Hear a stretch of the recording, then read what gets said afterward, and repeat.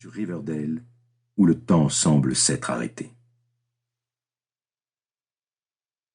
2. C'est Macintosh qui conduit. Logan a choisi de monter à l'arrière, parce qu'il est petit. Billy s'attend à ce qu'il prenne la direction de l'ouest vers le quartier le plus chic de la ville, car Nick Majarian aime vivre sur un grand pied, chez lui ou en voyage, et il ne descend jamais à l'hôtel.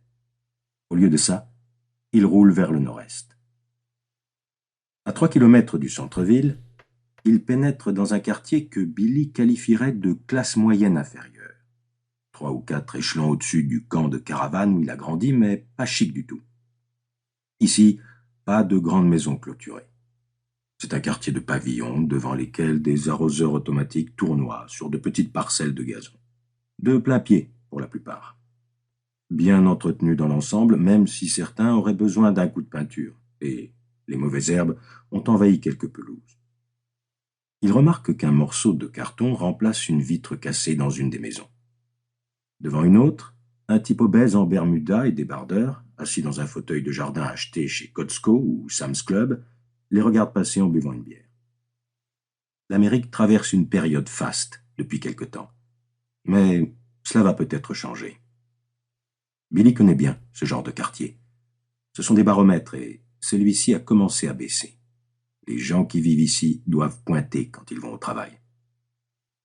Macintosh pénètre dans l'allée d'une maison d'un étage à la pelouse pelée, peinte d'un jaune terne. Difficile d'imaginer Nick Majarian vivant ici, même quelques jours. On s'attend plutôt à tomber sur un ouvrier spécialisé ou un modeste employé d'aéroport avec une femme qui collectionne les bons de réduction alimentaire, 2 enfants, des traites à payer et des parties de bowling le jeudi soir. Logan ouvre la portière de Billy qui pose sa bande dessinée sur le tableau de bord et descend de voiture. Macintosh les précède sur les marches du perron. Il fait chaud dehors, mais la maison est climatisée. Nick Majarian les attend dans le petit couloir qui mène à la cuisine. Son costume a certainement coûté l'équivalent d'une mensualité de cette maison.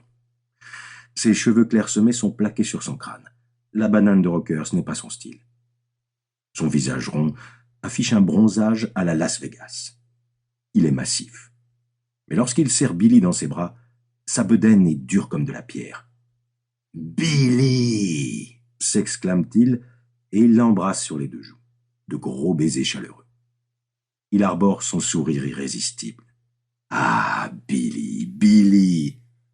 Mon vieux, quelle joie !»« Pour moi aussi, Nick. » Billy regarde autour de lui. « Généralement, tu loges dans des endroits plus chics, si je peux me permettre. » Nick